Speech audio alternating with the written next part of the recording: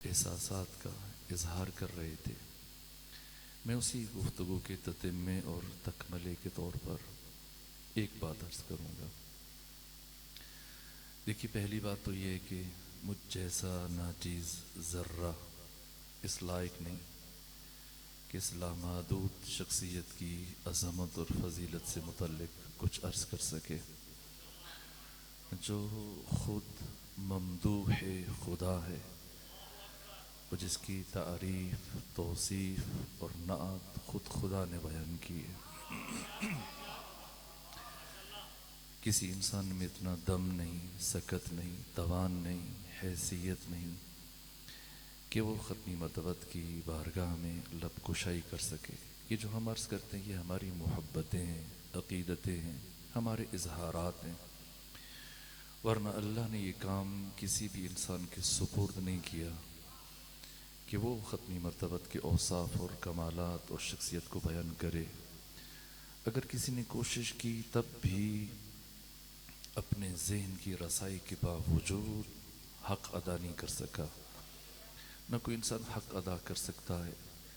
खुद मैं कभी कभी सोचता हूँ कि इकबाल मुसव्विर पाकिस्तान, शायर मशरिक़, जिनकी शायरी का एक बड़ा हिस्सा ख़त्मी मरतबत की शख्सियत से मुताल्लिक़ है, और उनके वो मारूफ़ अशआर जो ज़ुबान ज़द ख़ास व आम है, जिनमें से एक शेर जो बकसरत पढ़ा जाता है कि हुस्ने यूसुफ, दमे ईसा, यदे बेज़ादारी, ये तीन नबियों के कमालात असबाब तमसील ज़िक्र किए इकबाल ने।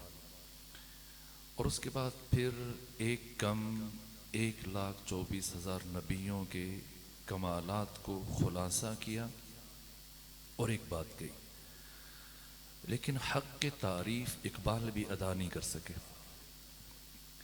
कहा कि हुस्न यूसुफ, दमे ईसा, यद बेज़ादारी, अंचे खूबा हमें दारंद तो तन्हा दारी।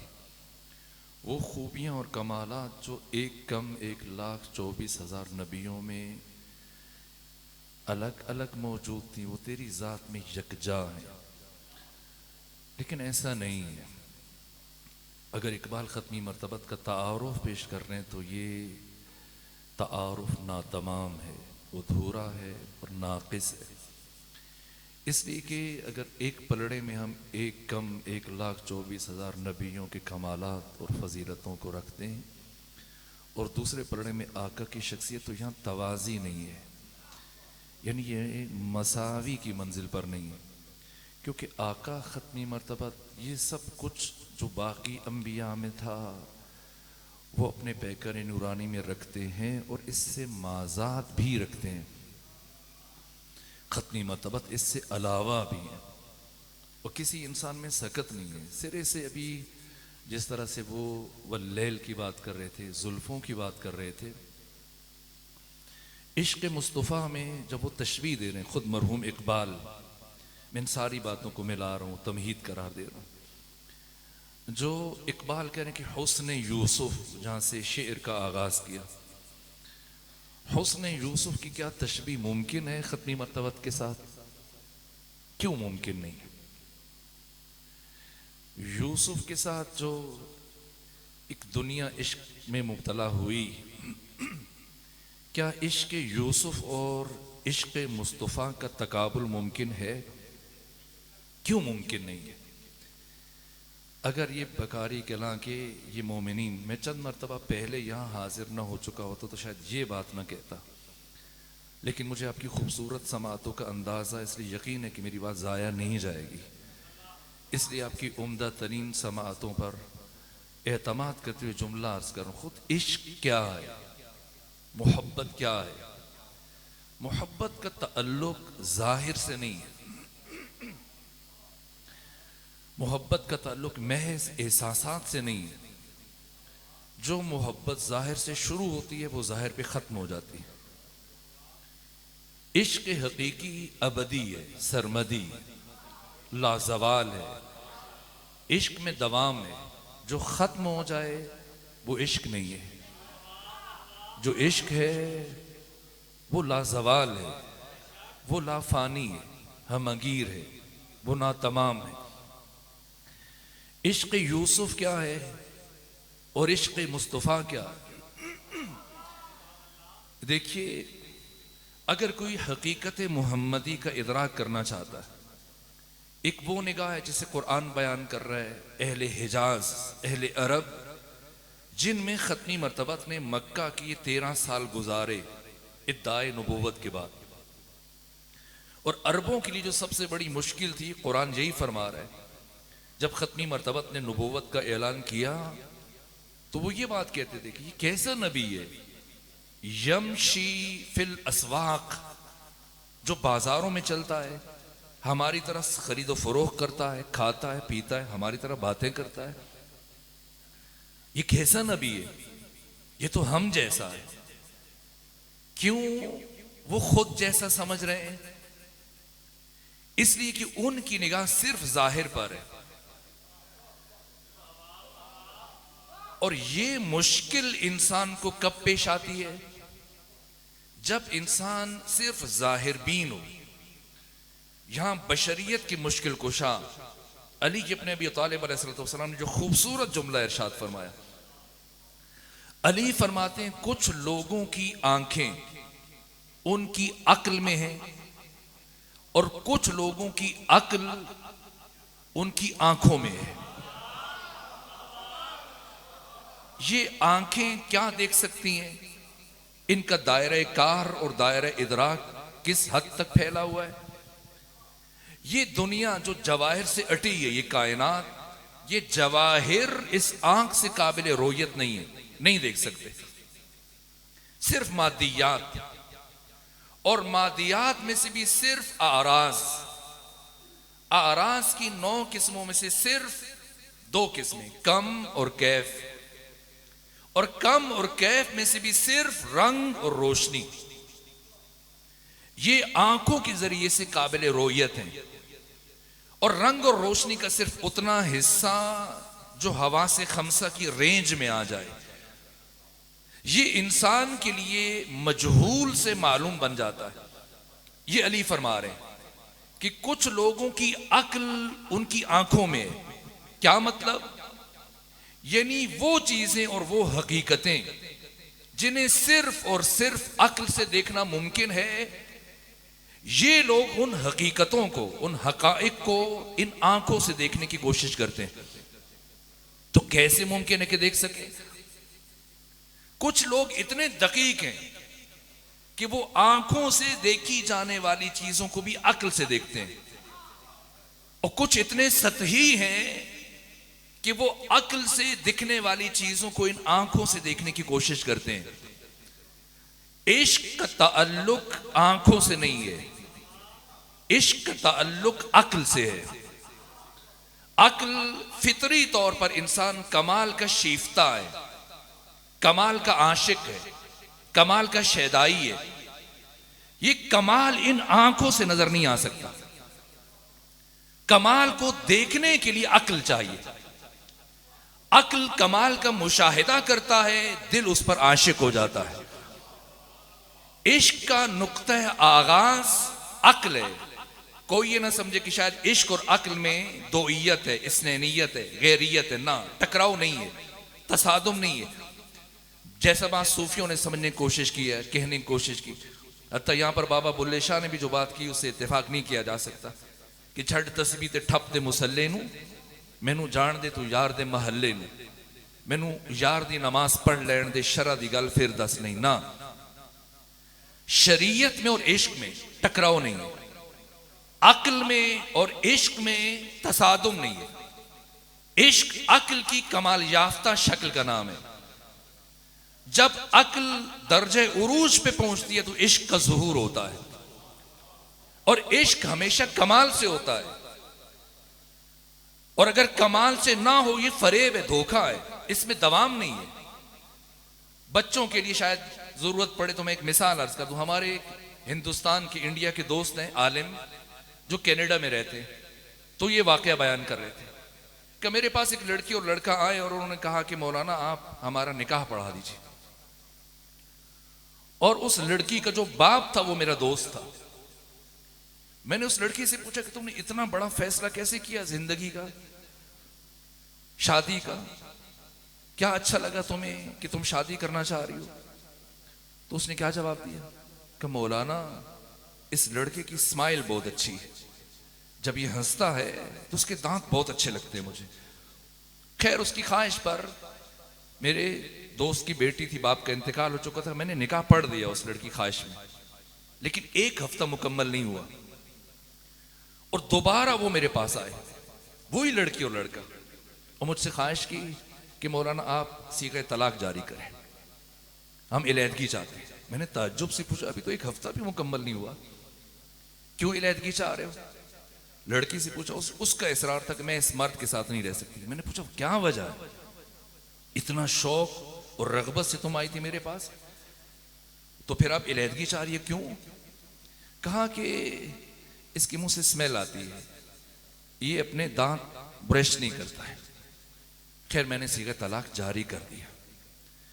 ये मोहब्बत जो दांतों से शुरू हुई दांतों पे खत्म हो गई।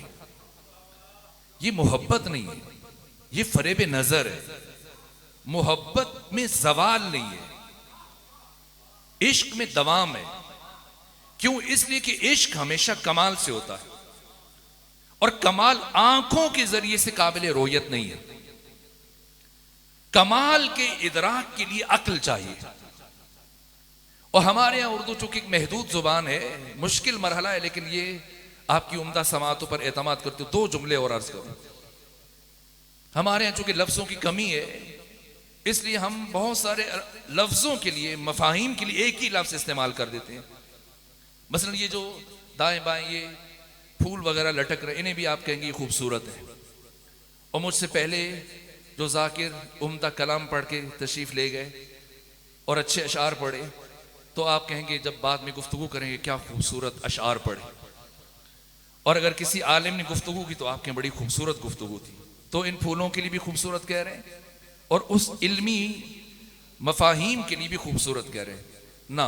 अरबी में ऐसे नहीं, हत्ता फारसी में भी ऐसे नहीं।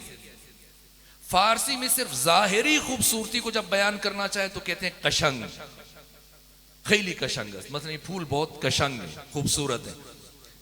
लेकिन जब हुस्न बातनी को बयान करना चाहें फिर लफ्ज़ कशंग गलत है, फिर कहेंगे जीबा, खैली जीबा, ये बहुत खूबसूरत है। इश्क का ताल्लुक जाहिरी हुस्न से नहीं है, इश्क का ताल्लुक बातनी हुस्न से। अब आप समझें क्या फर्क है इश्क यूसुफ में और इश्क मुस्तफा में। इश्क यूसुफ शुरू हुआ और चंद सालों में तमाम हुआ, और इश्क यूसुफ की जो दलील कुरान बयान कर रहा है, खुद जुलेखा गिरफ्तार हुई इश्क यूसुफ में, और फिर अकाबिरी ने मिस्र की खवातीन जब उन सब ने तानाजनी की और जुलेखा ने उन्हें बिठाया, और जब यूसुफ सामने आए तो कुरान बयान फरमा रहे फ़क़तअना ऐदियहुन्ना, उन सब की सब खवातीन ने फल काटने के बजाय अपनी उंगलियां काट डाली। ये हुस्न यूसुफ की इंतहा है। तो हुस्न मुस्तफा क्या है? ताकि इश्क मुस्तफा को समझा जा सके, वो यूसुफ थे जिन्होंने देखा खवातीन में से उंगलियां काट दी और बात तमाम हुई। और ये इश्क मुस्तफा है कि आका जाहिरी तौर पर आज हमारे दरमियान मौजूद नहीं है। हमारे बीच में से उठे हुए आका को 1400 साल गुजर गए, और 1400 साल गुजर जाने के बावजूद जबकि आका जाहिरी तौर पर मौजूद नहीं, उनके उशाक, उनके मुहिब, चाहने वाले, शम्मे रिसालत के परवाने आका को देख नहीं पा रहे। अगरचे देख नहीं पा रहे, सिर्फ आका के नाम पर उंगलियां नहीं, अपना सर कटवाना बायसे फख्र समझते हैं। ये इश्क मुस्तफा है। इस इश्क मुस्तफा का राज क्या है? इसी राज को शेख सादी ने बयान करने की कोशिश की। इकबाल से ये बात बयान ना हो सकी। जो इकबाल ने कहा अगरचे बेहतरीन बात है, लेकिन हक के नात अदा ना हुआ। लेकिन जिस उम्दगी से शेख सादी ने बात की, क्या लफ्ज है। या साहिबल जमाल, ए साहिब जमाल। जमाल किसे कहते हैं? हमारे यहां बहुत सारे लोग मर्द भी अपना नाम जमाल रख लेते हैं, लेकिन ये जमाल है क्या?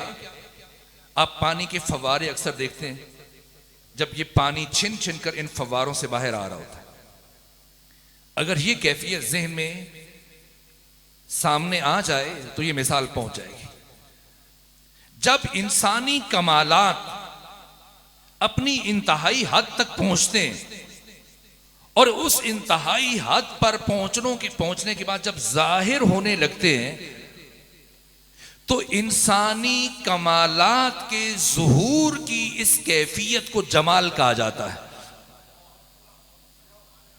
और जो भी कमालात के ज़ुहूर की इस कैफियत को मुशाहिदा करता है अपनी अक्ल से, वो फरीफ्ता हो जाता है, वो आशिक हो जाता है।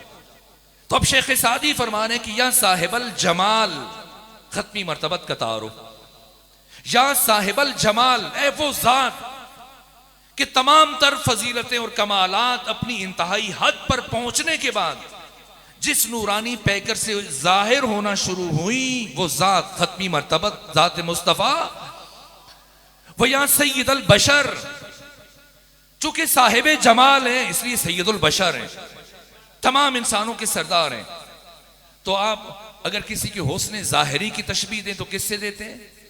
इस महफिल में दादा भी बैठे हैं सफेद रीश, नाना भी होंगे, बहुत सारे बाप भी हैं जिनके छोटे बेटे हैं, दादा हैं वो पोते को गोद में उठाकर, कुछ नाना हैं जो अपने नवासे को उठाकर जब उसकी खूबसूरती बयान करते हैं तो किन लफ्जों के साथ बयान करते हैं? क्या कहते हैं? देखो चांद का टुकड़ा है, चांद के जैसा है। तो ये जाहिरी हुस्न मद्देनजर है, जाहिरी खूबसूरती। और शेख सादी जिस खूबसूरती को बयान करने की कोशिश कर रहे हैं, या जिसे मैं पहुंचाने की कोशिश कर रहा हूं, वो जमाल हकीकी है, वो हुस्न मुस्तफा है। तो उसे किसके साथ तशबीह दें? जाहिर है कि चांद जो आका मोहम्मद मुस्तफा के लिए गर्द राह बन गया, लफ्ज शायद नहीं पहुंच रहे, वो चांद जो आका के सफर में गर्द राह साबित हुआ, कैसे इस चांद के साथ हुस्न मुस्तफा को तशबीह दी जा सके? इसलिए कि खत्मी मर्तबा जब मेराज पर गए तो इसी चांद को रौंदते हुए आगे बढ़े, इन तमाम सितारों और सयारों से गुजरते हुए आगे बढ़े और उस बुलंदी पर पहुंचे कि जिसके बाद फिर कोई बुलंदी लायक के तसव्वुर नहीं है। और क्यों खुदा अपने महबूब मोहम्मद मुस्तफा को उस ओज उरूज पर लेके गया, उस रिफत और बुलंदी पर? इसलिए कि अल्लाह इंसानों के मिजाज को जानता था कि इंसान जब जिंदगी में थोड़ी सी कामयाबी हासिल कर लेता है तो इतराने लग जाता है, गुरूर और फख्र और मुबाहत और तकब्बुर में मुब्तला हो जाता है। मैंने ये कर लिया, मैंने ये बना दिया, मैंने ये मंजिल तक पहुंच गया, MNA बन गया, मैं वजीर बन गया, मैं इस मनसब पर पहुंच गया, इतराने लग जाता है। और सबसे बड़ी कामयाबी जो इंसानों को जमीन पर बैठ के हासिल हुई, हम में से एक फर्द उठा और चांद पे पहुंचा। तो जो पहुंचा वो, या वो जो बाकी जमीन पर बैठे, अगर इनमें से किसी को ख्याल आ जाए कि ठीक है मोहम्मद मुस्तफ़ा बड़े बाकमाल थे, नबियों के सरदार थे, सैयदुर रसूल थे, इमामुल अंबिया थे, लेकिन चांद पर तो नहीं पहुंचे, या मरीख व अतारत व मुश्तरी और ज़ुहल तक तो नहीं गए। इसलिए परवरदिगार अपने महबूब को दुनिया में भेजने के बाद दोबारा बुला रहा है और कुरान में उसका जिक्र भी फरमा रहा है कि कयामत तक आने वाला कोई भी इंसान किसी बुलंदी तक जा पहुंचे या किसी भी सितारे या सियारे तक जा पहुंचे, जहां पहुंचे पहुंचकर इतराए नहीं, इतना जहन में रखे कि ये सारे रास्ते मेरे महबूब मोहम्मद मुस्तफ़ा के रौंदे हुए हैं। इन सब से गुजर कर, या अली, इन सब से गुजर कर मेरा मुस्तफ़ा मुझ तक आया है। तो वो चांद जो खत्मी मर्तबत की गर्दे राह बना, अब मुनासिब नहीं समझा शेख सादी ने कि इस चांद को हुस्न मुस्तफ़ा के साथ तशबीह दें। इसलिए क्या जुमला इस्तेमाल किया? इस हुस्न शेरी की लज्जत को महसूस कीजिए। कहा या साहिबल जमाल व या सैयदल बशर मिन वजहिकल मुनीर तेरे नूर अता करने वाले चेहरे से, लकद नुव्विरल कमर, अल्लाह ने चांद को नूरानी बनाया। इस चांद की चांदनी का राज और इस चांद की रोशनी का सबब ये अक्स मुस्तफ़ा की तजल्ली है, ये नूर मुस्तफ़ा की तजल्ली है। या साहिबल जमाल व या सय्यदल बशर मिन वजहिकल मुनीर लकद नुव्विरल कमर ला युमकिनु सनाउ कमा काना हक़्क़ुहु। जो तेरी सना का हक है ये किसी बशर के लिए मकदूर नहीं, किसी इंसान के लिए मुमकिन नहीं। 3 हिस्से अरबी में, चौथा हिस्सा फारसी में। कहा क्या खूबसूरत लफ्ज कहा कि बादस खुदा बुजुर्ग तो ही किस्सा मुख्तसर। ये चौथा टुकड़ा जब मैंने अपने एक दोस्त के सामने पढ़ा, इस्लामाबाद से हैं, अता तुरा, तो मैंने कहा आप भी इस ख्याल को अगर उर्दू में बयान करें तो उन्होंने वहीं बैठे बैठे शेर कहा, बहुत उम्दा शेर है। क्या कहा कि गर वो बेकैद किसी तौर मुक़य्यद होता, मुमकिन नहीं कि खुदा जिस्म और जिस्मानियत में आ सके। खुदा सुबहान है, जिस्म से मुनज़्ज़ा है, ज़मान और मकान से मावरा है। लेकिन फर्ज करें गर वो बेकैद किसी तौर मुक़य्यद होता तो क्या होता? तो खुदा पैकर इंसान में मोहम्मद होता। इंसान आजिज़ है, किसी इंसान की तवान में नहीं। मैं मजीद कुछ अर्ज करता, एक तो वक्त बहुत महदूद है, दूसरा मुल्की हालात मुझे मजबूर करने कि मैं रुक कर अपने वक्त में रहते हुए 2 से 4 जुमले और अर्ज करूं। ये मुस्तफ़ा, ये इश्क मुस्तफ़ा, ये महीना जो रबीउल अव्वल का महीना है और अय्याम मीलाद है, एक तरफ मुसलमान जश्न मना रहे हैं और दूसरी तरफ कुछ मुसलमान इसी मोहम्मद मुस्तफ़ा मोहम्मद अरबी के नाम पर मुख्तलिफ शहरों में, बिलखुसूस लाहौर में जो कैफियत में देख रहा हूँ, जो मनाजिर हैं, क्या ज़ात ख़त्मी मर्तबत और आका की तालीमात यही है कि जो आपके नाम पर हम दुनिया वालों को इस्लाम का चेहरा दिखा रहे हैं? ये जो एक फर्द के जो अपने फरीज़े मनसबी सर अंजाम दे रहा है और हम लोहे के राड और डंडे मार मार के उसका सर फोड़ रहे हैं, उसे जख्मी कर रहे हैं, और लब्बैक जो बड़ा जुल्म है, लब्बैक या रसूल अल्लाह का नारा बुलंद करते हुए हम कुछ बच्चों से उनका बाप छीन रहे हैं, किसी का सुहाग उजाड़ रहे हैं, 20 अफराद जख्मी हुए। इससे बड़ा जुल्म है कि बनाम मुस्तफ़ा ये जुल्म हो रहा है। क्या खत्मी मर्तबत की तालीमात यही? एक प्रोफेसर पंजाब से, उनका ताल्लुक है, एक यूनिवर्सिटी में अभी पढ़ा रहे हैं।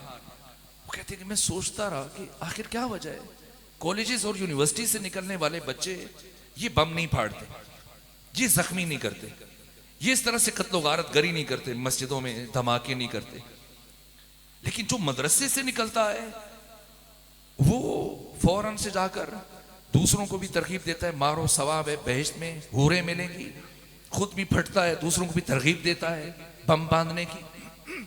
इसकी वजह क्या? कहा मैं चला गया, मैंने सोचा कि मैं इनका निसाब तो उठा के पढ़ूं कि क्या निसाब है, वो कौन सी चीज इन्हें पढ़ाई जा रही जिसे पढ़कर ये मरने मारने की बातें करते हैं, खुद भी फटते हैं, दूसरों से भी कहते हैं तुम भी बम बांधो, हूर मिलेगी, जन्नत मिलेगी। कहा मैं मुख्तलिफ मदरसों में गया, उनसे कहा मुझे अपना कोर्स दिखाओ। और जब वो अपनी निसाब की किताबें लेके आए, मैंने पूछा जहां से बात शुरू करते हो, तो वो सर्फ की किताबें लेके आए, और जब मैंने उठाई तो मैं खुद भी चकरा के रह गया। कहां से बात शुरू कर रहे हैं? ज़ाराबा से। ज़ाराबा ज़ाराबा ज़ाराबू ज़ाराबत ज़ाराबता ज़रबना ज़रबता ज़रबतुमा ज़रबतुम ज़रबते ज़रबतुमा ज़रबतुन्ना ज़रबतो ज़रबना यज़रिबु यज़रिबाने यज़रिबूना तज़रिबु तज़रिबाने यज़रिबना तज़रिबु तज़रिबाने तज़रिबूना तज़रिबीना तज़रिबाने तज़रिबना अज़रिबु नज़रिबु इज़रिब इज़रिबा इज़रिबू इज़रिबी इज़रिबा इज़रिबना ज़ारिबुन ज़ारिबाने ज़ारिबून, ये पढ़ाया जाता। क्या मतलब इसका? ज़ाराबा उस एक मर्द ने मारा, ज़ाराबा उन 2 मर्दों ने मारा, ज़ाराबू उन सब मर्दों ने मारा, ज़ाराबा तो उस एक औरत ने मारा, 2 औरतों ने मारा, सब औरतों ने मारा, तुम मिल के मारो, वो सब मारेंगी, मैं मारूंगा, तू मारेगा। फिर मुझे समझ में आई कि पहले ही मरहले में जब एक बच्चा दीन समझने के लिए जाता है, बजाय से कि उसके सामने किरदार मुस्तफ़ा रखें, सीरत मुस्तफ़ा रखें, उसके ज़हन में ज़र्ब भर दी, मैंने मारा, तूने मारा, उसने मारा, सब ने मारा, मिल के मारा, मैं मारूंगा, तुम मारोगे। ऐसी ये मार भर दी कि जैसे वो पढ़ के निकलता है फिर वो यही बातें करता है कि मैं भी मारूंगा, तू भी मारेगा, सब मारो, मिल के मारो। एक औरत ने मारा, दो औरतों ने मारा, तीन औरतों ने मारा, सब औरतों ने मारा, तुम सब मारो। कितना बोध है हम में और किरदार मुस्तफा में, और कितना बड़ा जुल्म है कि बना में मुस्तफा उम्मत को इन कामों पे लगाया जाए। जितना भी वक्त बचा है, चंद एक महदूद लम्हे, आइए जबकि हम आका का मीलाद मना रहे हैं और ये सारा एहतमाम, ये खूबसूरत महफिल, आप अपने घरों में बच्चों का भी बर्थडे मनाते हैं, बड़े उनके लिए तहाइफ लेके जाते हैं। तो जब आका का यौम मीलाद मनाया जा रहा है तो क्या पेश किया जाए? खाली हाथ जाना तो मुनासिब नहीं, बेअदबी। तो क्या पेश करें? वो कायनात जिसकी जूतियों के सदक़े में बनी है, उस हस्ती के लिए इस कायनात की कौन सी चीज इस लायक है कि पेश की जाए जो आपके शाया निशान हो? तो कुछ जचता नहीं है, तो फिर क्या पेश करें? बेहतर नहीं कि खुद आका से पूछ लें कि आप क्या पसंद करते हैं, ताकि आपकी ये उम्मती आपको आपके मीलाद के मौका पर ये तोहफा पेश करें। तो ये 2 से 3 बातें खुद जो आका अपने उम्मतियों से चाहते हैं, कब वो सुन्नी है या शिया है। मेरे अजीजों, सबसे पहली बात जो आका को हमसे मतलूब है वो शऊर है, इल्म और मारिफत है। मस्जिद में दाखिल हुए पैगंबर और देखा कि एक गिरोह तस्बीह पढ़ रहा है, नवाफिल पढ़ रहा है, नमाजें पढ़ रहा है, दुआएं मांग रहा है, और दूसरा गिरोह दायरा बनाकर बैठा है, इल्मी गुफ्तगू कर रहा है।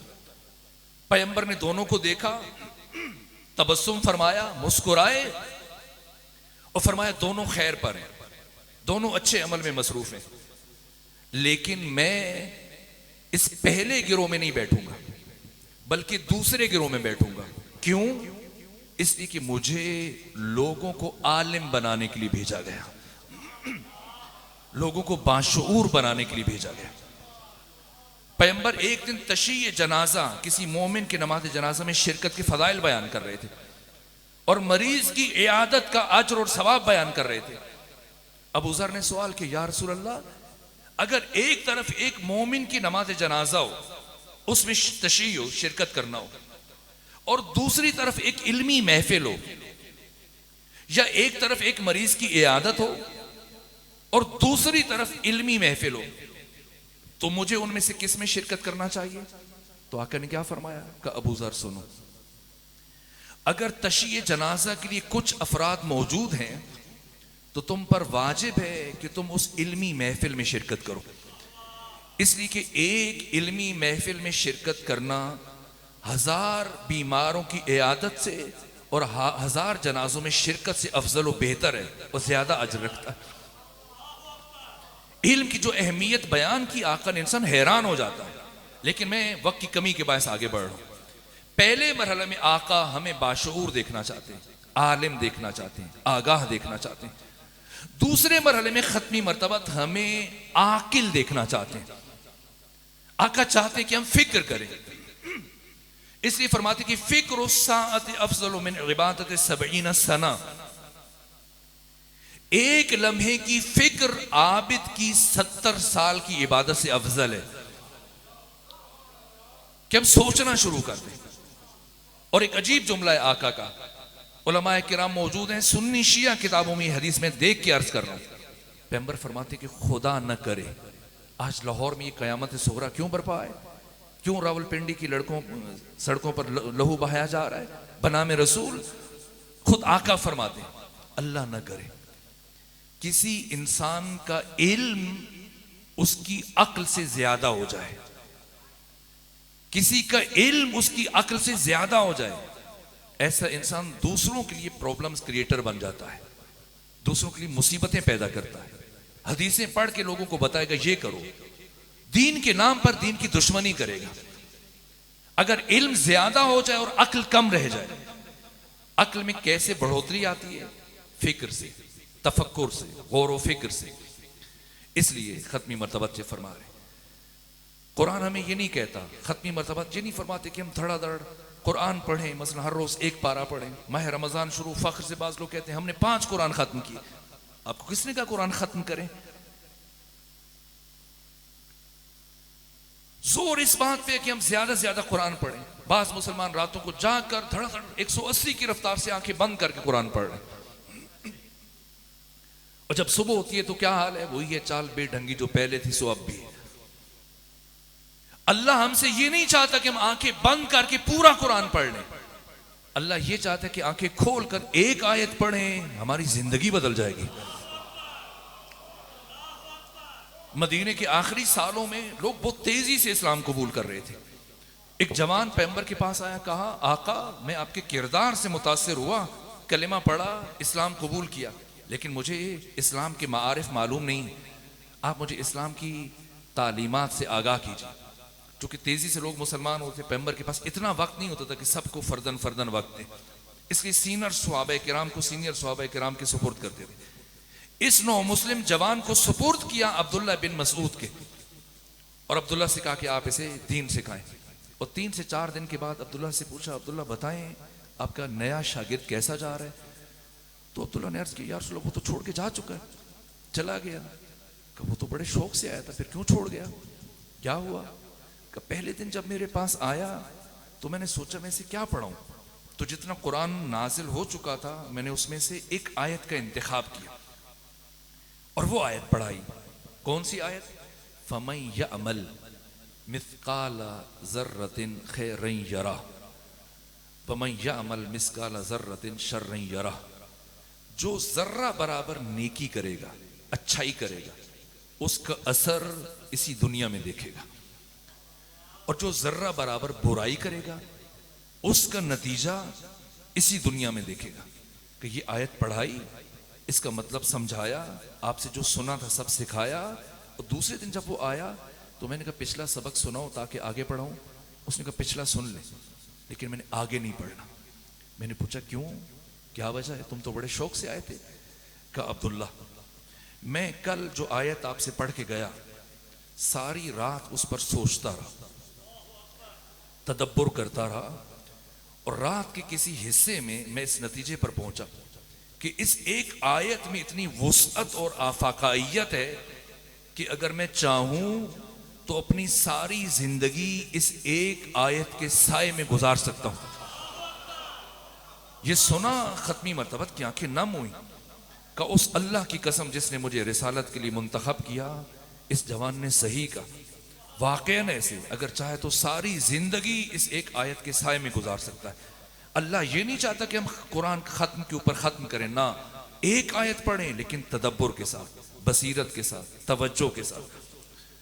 अगर हम हदिया देना चाहते हैं आका को, मीलाद के इन हिंगामे गुरूब है, शब मीलाद है, मुबारक तरीन दिन है, तो एक आहद कर लें कि हर रोज नमाज फजर के बाद तमाम घर वालों को जमा करके, इससे पहले कि घर की खवातीन काम शुरू करें, मर्द दफ्तर जाएं, कारोबार शुरू करें, दुकान खोलें, खेती बाड़ी शुरू करें, सब बैठ जाएं। और जो सबसे ज्यादा पढ़ा लिखा है, जानता है, बच्ची है, बच्चा है, तालिब इल्म है, या खुद कुरान खोलें, एक आयत तर्जमे के साथ पढ़, आका की रूह भी हमसे खुश होगी और हमारे घर पे उन खास रहमतों का नुज़ूल भी होगा। ये दूसरी बात। पहले मरहले में आका हमें अपनी उम्मत को बाशऊर देखना चाहते हैं। दूसरे मरहले में आका चाहते कि उम्मत फिक्र करना शुरू कर दे, हमें आकिल देखना चाहते हैं। तीसरे मरहले में तेजी से अर्ज कर रहा हूं, तीसरे मरहले में आका हमें बाअखलाक देखना चाहते हैं। इस्लाम दीन इल्म है, दीन मारिफत है, इसके बावजूद इस्लाम न तो अपने इल्म के जोर पर फैला है न मारिफत के जोर पर फैला है। इस्लाम नतीजा है अखलाक मुस्तफ़ा का और किरदार मुस्तफ़ा का। ये पैगाम है मिंबर हुसैन से इन दिनों में, जबकि मुल्क में खून की होली खेली जा रही है। ये इस्लाम नतीजा है किरदार मुस्तफ़ा का। जहां आप तशरीफ फरमाए मुकद्दस तरीन मकाम है, मस्जिद भी है, मेहराब है, इमाम बारगाह भी है। खत्मी मर्तबत मस्जिद नबवी में तशरीफ फरमाए। देखिए यहां अगर हमारे सामने कोई फर्द थूकते मस्जिद में, हम सबको छोड़ के उस पे हाथ उठाएंगे या कम से कम उसे खींचते हुए बाहर ले जाएंगे। अब देखिए मस्जिद नबवी में खत्मी मर्तबत मिंबर पर तशरीफ फरमाओ, हजारों सहाबा किराम सामने बैठे, पैगंबर शरीयत के मसाइल बयान कर रहे हैं। ऐसे में एक अरब बद्दू किसी का भड़काया हुआ पहुंचा, उसने खुद को बेलिबास किया और सेने मस्जिद में खड़े खड़े पैगंबर के सामने इसने पेशाब किया। और सहाबा किराम को इस कदर गुस्सा है कि आंखें गुस्से सुर्ख हो गई। इजाजत तलब करें, या रसूल इजाजत दें, हम इसका सर तन से जुदा कर दें। आप इस्लाम के रिप्रेजेंटेटिव हैं। शिया किसी फिरके का नाम नहीं है, तशय्यो इस्लाम की नौइयत का नाम है। तशय्यो इस्लाम का हरावल दस्ता है। आप इस्लाम के रिप्रेजेंटेटिव हैं, नुमाइंदे। ये फिक्र ले जाएं और उम्मत के फर्द फर्द तक पहुंचाएं। ये आपकी जिम्मेदारी है कि दीन मुस्तफा क्या है और दीन मुल्ला क्या है।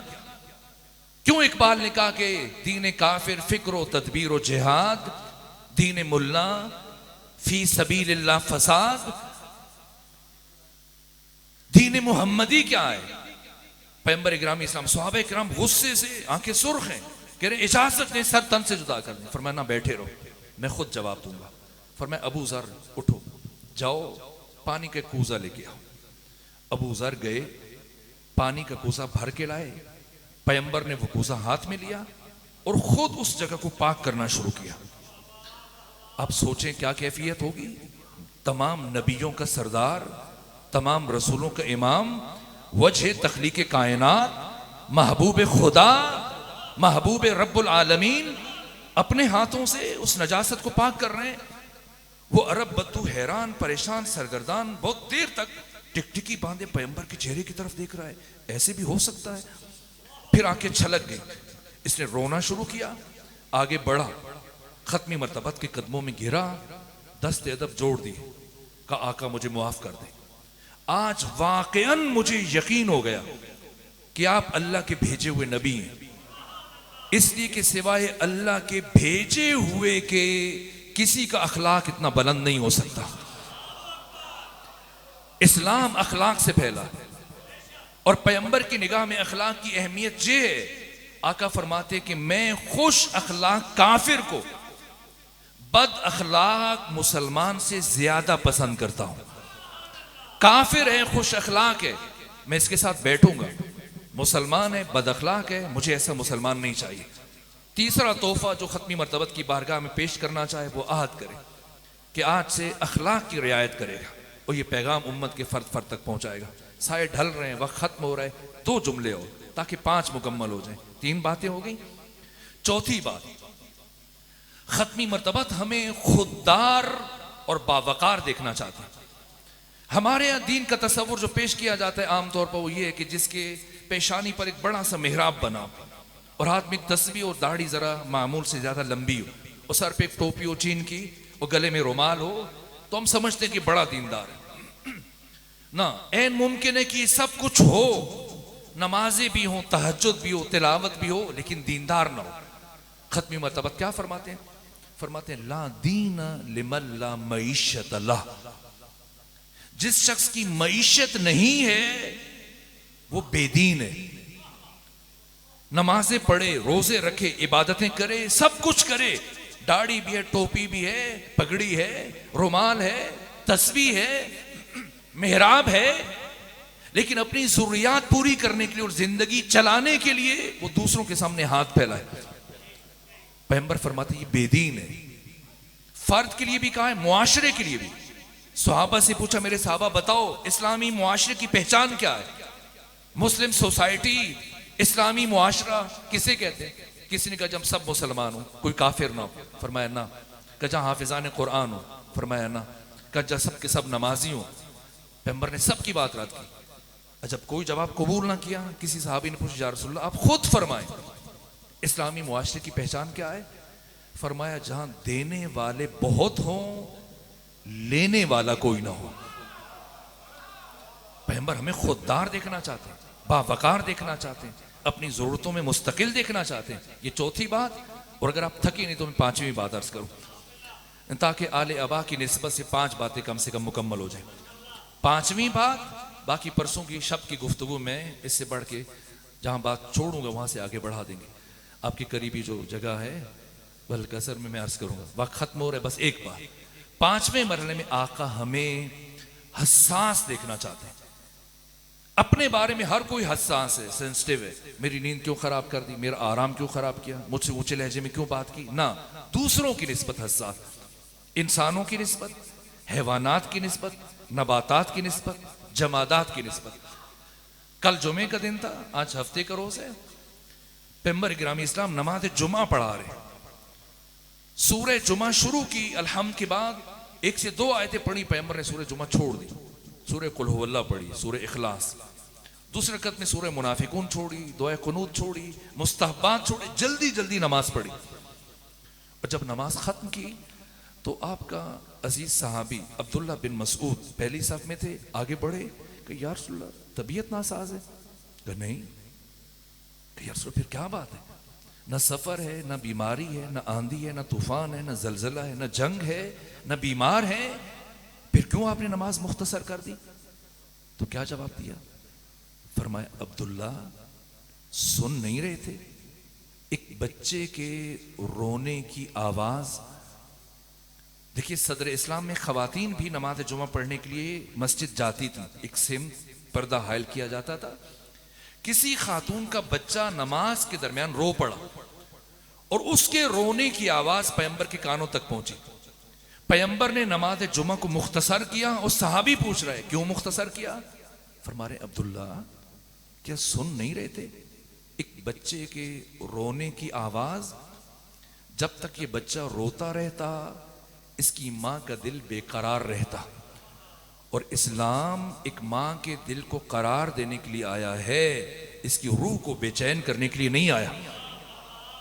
ये दीन मुस्तफा है, ये आपकी जिम्मेदारी की ये फिक्र, ये पैगाम लोगों तक पहुंचाएं। ये इंसानों के साथ रवैया, हत्ता के हैवानात के साथ। आका की हदीस है, सुन्नी शिया किताब में मौजूद है, फरमाते कि अगर कोई शख्स अपने हज के सफर में अपनी सवारी को मारे ना, अपनी सवारी को थका दे, ना अदालत में उसकी गवाही कबूल होगी और ना अल्लाह की बारगाह में उसका हज कबूल होगा। वुजू कर रहे हैं खत्मी मर्तबत, और वुजू आखिरी मरहले में, और देखा कि एक बिल्ली करीब में खड़ी और आवाज निकाल रही। खत्मी मर्तबत ने महसूस किया प्यासी है, वुजू वहीं छोड़ा और पानी का बर्तन उठा के उसके सामने रख दिया। कि हैवानात के साथ आप करवाइए, नबातात के साथ। हम बेख्याली बस औकत पत्ता तोड़ के फेंक देते हैं। पैगंबर गिरामी इस्लाम खेतों के बीच में एक पगडंडी से गुजर रहे हैं एक सहाबी के साथ, बस आखिरी बात, और पैगंबर से बातें करते करते उस सहाबी ने ऐसी बेख्याली में हाथ मारा और किसी दरख्त का पौधे का पत्ता तोड़ा, तोड़ के मसल दिया, मसल के फेंक दिया। और पैगंबर के बढ़ते हुए कदम रुके और सहाबी से पूछा तूने क्या किया। कुछ नहीं यार रसूलल्लाह। कहना कुछ तो किया तुमने। अब उसने ज़हन पे जोर डाला कि मैंने क्या किया ऐसा कि पैगंबर रुक गए। अब सोचा तो कहा यार रसूलल्लाह मैंने तो बस एक पत्ता तोड़ा, एक पत्ता तोड़ा। पैगंबर ने फरमाया मेरे सहाबी क्या तू ये समझता है कि तूने सिर्फ एक पत्ता तोड़ा। कहा या रसूलल्लाह। फरमाया ना मेरे सहाबी, आज तूने एक ऐसी जुबान को हमेशा के लिए खामोश कर दिया जो जुबान 24 घंटे अल्लाह की तस्बीह और इबादत में मसरूफ रहती थी। नबातात के साथ आका का ताल्लुक, जमादात के साथ साए ढल रहे हैं, वक्त खत्म हो रहा है। इन्हीं लफ्ज़ों पर रुक जाते हैं, इख्तिताम करते हैं, दुआ करते हैं कि परवरदिगार हम सबको सीरत ख़त्मी मरतबत पर चलने की तौफीक अता फरमाए और हमको सबको आका का हकीकी मुहिब और हकीकी आशिक और हकीकी पैरोकार बनने की तौफीक अता फरमाए और हमें ऐसा उम्मती बनने की तौफीक अता फरमाए कि ख़त्मी मरतबत अपनी उम्मत के ऊपर फ़ख्र कर सकें। खुदा ना करे कि ख़त्मी मरतबत को हमारे अमल की वजह से अपनी उम्मत पर शर्मिंदा होना पड़े। परवरदिगार आका ख़त्मी मरतबत के सदक़े में, इन मुबारक लम्हात के सदक़े में तमाम हाज़रीन पर अपनी ख़ास नेमतों, रहमतों और बरकतों का नुज़ूल फरमा। जो मोमिन इन मुबारक लम्हात में अपने दिल में कोई हाजत लेके आया, मुंजिगे आलम बशरियत ख़त्मी मरतबत के वजूद को और आमद के सदक़े में हर मोमिन की हर हाजत को पूरा फरमा, हर दुआ को मुस्तजाब फरमा। मुंतज़मीन बानियान जिन्होंने उस खूबसूरत प्रोग्राम के इनेकाद में कोशिश की, परवरदिगार उनकी सही कोशिश को अपनी बारगाह में कबूल फरमा, उनकी इस कोशिश के लिए अजर अजीम करार दे।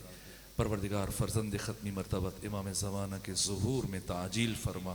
बेहक़्क़ि मुहम्मद व आले मुहम्मद। अल्लाहुम्मा सल्लि अला मुहम्मद।